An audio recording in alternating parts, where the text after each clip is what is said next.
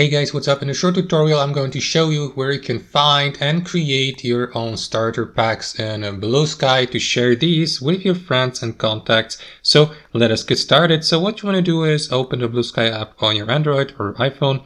And what you want to do in the next step is access your profile. You may do that by simply tapping on that profile icon in the bottom right corner.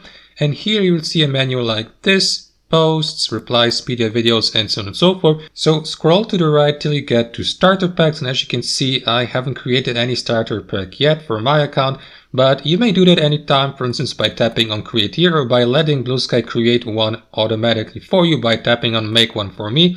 So if you tap on create, you'll be given the opportunity to customize your starter pack on the next page and add contacts from your follower list to that starter pack to share your favorite content or feed with them. And that's all to it, guys. That's how you do it. Thanks for watching. Have a fantastic day.